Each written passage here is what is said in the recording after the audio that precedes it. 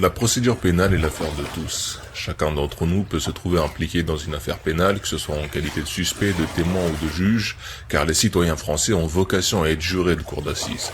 De plus, les enquêtes de police, les instructions judiciaires et les procès font chaque semaine la une des journaux. Il est donc impossible de comprendre l'actualité si on ignore tout de la procédure pénale. Tout juriste doit avoir des connaissances en procédure pénale. La maîtrise de cette discipline est indispensable à ceux qui se destinent à une profession judiciaire, à ceux qui veulent devenir magistrats, avocats, huissiers ou officiers de police judiciaire. De bons résultats en procédure pénale facilitent l'admissibilité en master et en master de contentieux. La procédure pénale est d'un grand intérêt d'un point de vue théorique car elle est au carrefour du droit public et du droit privé.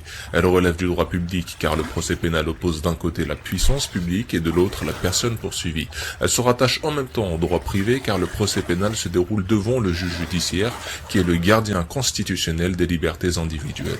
La procédure pénale est donc inséparable des droits de l'homme et des libertés fondamentales. La procédure pénale est l'étude de l'organisation et du déroulement du procès répressif. Il s'agit du procès que la société intente à une personne afin qu'une peine lui soit infligée pour réprimer l'infraction qu'elle a commise. Ce procès commence par la constatation de l'infraction et se poursuit jusqu'à l'exécution de la peine en passant par le jugement du délinquant et le cas échéant par les voies de recours. Si la procédure pénale était parfaite, elle permettrait de punir tous les coupables sans jamais condamner un seul innocent. Mais c'est un idéal qu'il est impossible d'atteindre, du moins dans ce monde. Dès lors, il faut se contenter de rechercher un point d'équilibre entre la défense de la société contre la délinquance et la protection de la liberté individuelle.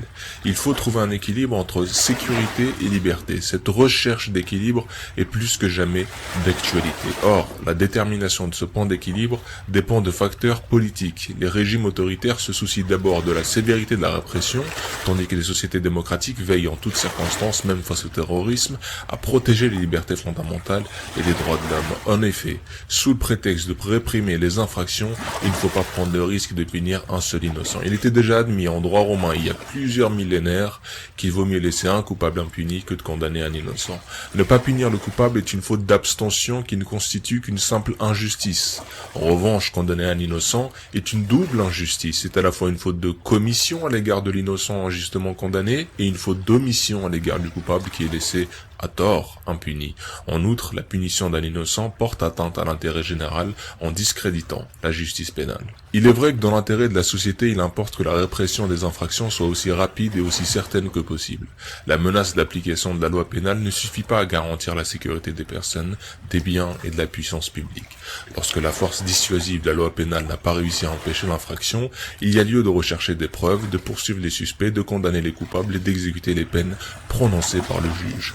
Pour accomplir ces missions, l'État attribue aux enquêteurs, aux procureurs, aux juges et à l'administration pénitentiaire des prérogatives de puissance publique qui peuvent porter atteinte au patrimoine, à la vie privée et à la liberté des personnes. Autrefois, il n'y a pas si longtemps, les personnes poursuivies pénalement risquaient même de perdre leur intégrité corporelle sous la torture et leur vie sous l'échafaud. Mais la défense de l'intérêt de la société ne doit pas conduire à sacrifier l'intérêt de la personne suspectée ou poursuivie. Il faut que la procédure pénale donne les moyens de se défendre à la personne qui est parfois soupçonnée à tort être l'auteur de l'infraction. Elle doit lui accorder des prérogatives qu'on appelle les droits de la défense, tels que la possibilité d'accéder au dossier de la procédure et d'être assisté par un avocat. Il importe aussi que la personne suspectée soit présumée innocente jusqu'à sa condamnation définitive. La loi interdit de la traiter comme un délinquant tant qu'un doute subsiste quant à sa culpabilité. C'est pourquoi le code de procédure pénale est surnommé code des honnêtes gens. Il permet non seulement de condamner les coupables, mais aussi et surtout de disculper les innocents.